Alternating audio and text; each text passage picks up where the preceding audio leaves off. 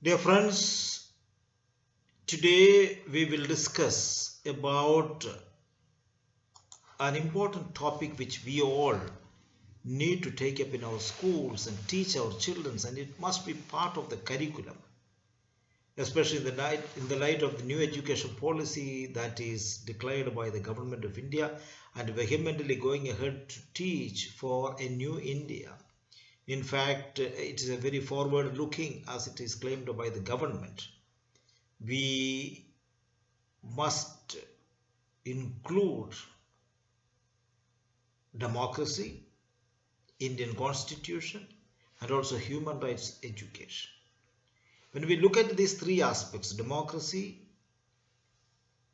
a constitution, and human rights, all these three are integral part of Indian ethos.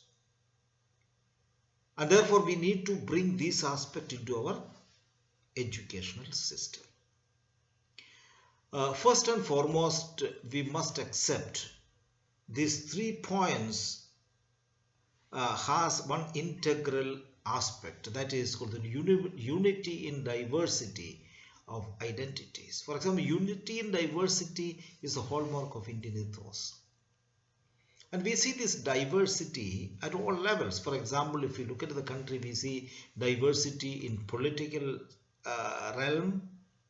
Politically, we have a federal state with 29 states and 9 union territories. It is something very, very unique to India. We also have social diversities. The social diversities includes, around 3,000 castes and 25,000 subcastes and 645 distinct tribes in India. We also have religious diversity. The religious diversity is, India is a birthplace of 5 major religions. It's very interesting to note. Hinduism, we have Buddhism, Jainism, Ajivikas, and Sikhism. And also we have 2 major religions like Christianity and Islam, deeply rooted in India from their inception itself. We have Christianity here in the 1st century itself.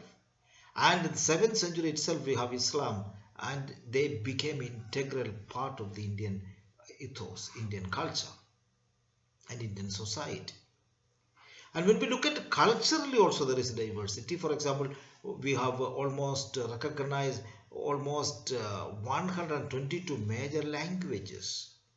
And the dialects, if you take 1,599 dialects in India, which is also very, very unique to India. Which other country will have this much of a diversity?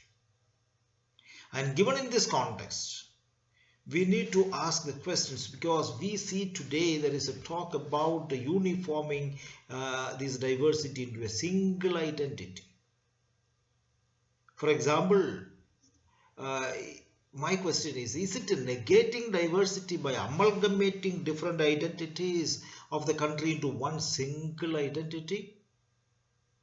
Is it the dominant culture or the dominant religion or the dominant political ideology? Is that brings everybody into one fold and making it one single identity? Or is it in recognizing, respecting and celebrating the diversity of different identities, while at the same time binding them together and forming one composite wholeness? I'm sure most of you will agree with me that the second proposal is better, that accepting the diversity and bringing them all as one in the, for example, unity in diversity which we talk. Culturally, religiously, politically, ethnically, we are all different, but we are all one when it comes to India. And therefore, what is the binding force of this diversity?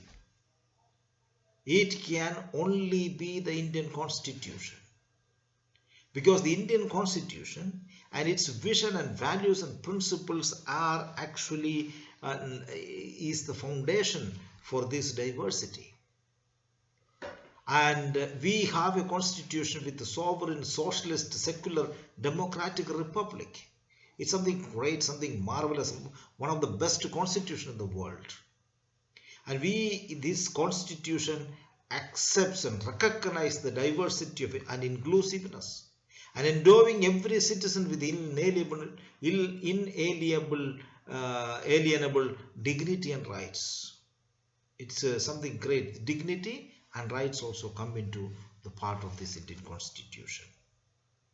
Now, when we look at the partition, for example, Pakistan and in India, we chose an inclusive democracy. India's visionary leaders of that time decided that we will not go the Pakistan way. The vast, diverse and uniquely different socio-cultural realities of India in 1947 dictated our framers of our Indian constitution, or the constitution makers, to opt for inclusive democracy as against the majority democracy in our neighborhood. Now, this diversity, equality and freedom among one and all is actually the centrality of Indian constitution. Now, we have taken another important thing is we have taken an egalitarian democracy. Egalitarian democracy means there is no difference between gender, between caste, between patriarchy, etc. It's something unique to us. How well thought of that human rights which we are talking has already come into the Indian constitution. For example, the caste system is an integral part of Indian society. We have seen every aspect of life is determined by caste, in fact, in the socio-political system today. But the framers of Indian constitution ignored such diversities, and they strongly affirmed the equity. In fact, for me that is the right word than equality. Equity means equal opportunity for all, and acted proactively in removing the caste disabilities. For example, the untouchability, the hatred, the division among people have been simply ignored by the constitutional makers. Similarly, the gender inequality also is not accepted in the constitution. Now, there is also a reason for choosing secularism. Secularism is an integral part of India, even though it has come to the constitution through the 42nd amendment of Indian constitution in the year 1976. We have added that word in the preamble. But the secularism is an integral part of Indian constitution. Every page within the constitution has mentioned about secularist values. So therefore that values cannot be simply negated or neglected or ignored.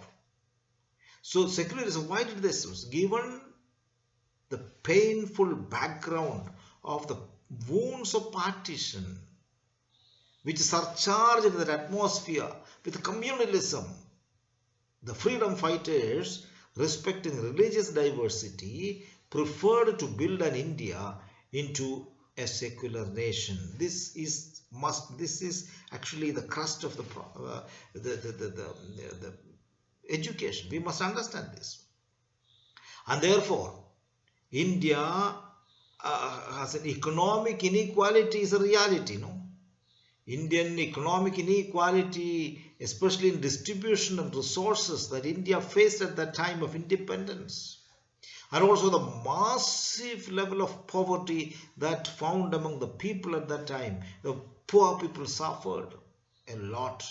These things brought a socialistic thinking. We chose a socialist republic that will diversify the ownership and use of resources, and also adopt the reservation system based on social injustice. We know certain group of people have been suppressed, oppressed, discriminated against for so many centuries. Therefore, the constitution talked about justice. It talked about right to equality. It talked about right against exploitation. We can see that For example, justice, it talks about social, economic and political. It is in the preamble itself, we'll see. We have right to equality in Article 14 and 19, 14 to 19, 14 to 19. Right against exploitation, we see Article 23 and 24. Socio-economic directives and directives principles of the state policy is another aspect, aiming at justice. Now, when we look at these three aspects, we see unity in diversity is actually the basic principle of the Indian Constitution.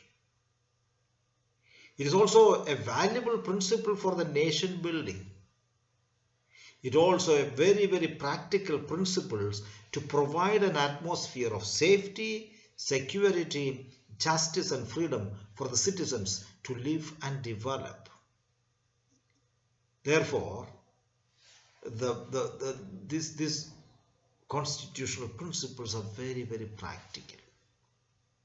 Now, when we see these things, we see also the principle of unity and diversity includes the dignity, human rights we call it. 1948, the Universal Declaration of Human Rights talks about individuals' right. Every individual born as a human being on this earth has a right to live. So that not only simply living a dignified life, dignity of human being is so important. Everyone has a dignity. That has to be accepted. And it also talks about individual rights, not only the collective right of group rights, it's also an individual rights, right to freedom, right to equality, etc. It's also collective rights also we have the Constitution has accepted. Group has its rights. Okay. And it also talks about right to have differences and right to be different. There is also solidarity rights, right to live and enjoy rights together as a nation. And therefore, we need to cherish, nurture and realize these principles in day-to-day life. Human rights education is one effective way of doing this. Therefore, we need to accept and acknowledge the importance of teaching this aspect in our education endeavors. Today, our schools must have constitution, democracy, and human rights education. I think the new education policies in the light now, everybody knows. And we want to build up a nation, for a forward-looking nation for the future. I think constitutional values must be the basis of it. And this new education policy rightly talks about as the key principles. One of the key principles it talks about. The first key principle itself is acknowledging and respecting the diversity of the nation. It also talks about teaching constitutional values. It is mentioned in the vision of the new education policy itself. So teaching constitutional values includes human rights, what do we call the fundamental rights and fundamental duties. And therefore, understanding the Constitution is important. And Constitution, the basic principles of human right, the Constitution is human rights. Therefore, the principles of democracy, Constitution and human rights must be an integral module for our schools to teach our kids. Without these, there is no existence of India as a united force. So that united force must acknowledge the diversity, but in the diversity we are one. Like we have, as I said already, we have a diversity of religion, diversity of politics, diversity of culture, language, ethnicity, demography, even the climatically we are different. All these differences must be accepted, but ultimately we are all one. We are Indians. And that larger idea of Indianness must bring all of us together. Keeping up the diversity, the uniqueness, that to contribute to the nation's building. rather than suppressing, oppressing, and controlling a particular smaller or bigger groups, uh, uh, and unifying everybody through uniformity. That may not be good. And I think Constitution is a gift for all of us. It's a beautiful thing. It's full of human values. And the Indian Constitution, we must be proud of it. It is one of the best constitution in the world, which talks about humanness, human dignity, care for each individual, equal opportunity, freedom, and also fraternity. I think we will take up seriously this aspect in the coming days in our schools. Along with this new education policy, strongly we take up the constitution modules, democracy modules, and also human rights teachings. Thank you very much, and God bless all of us.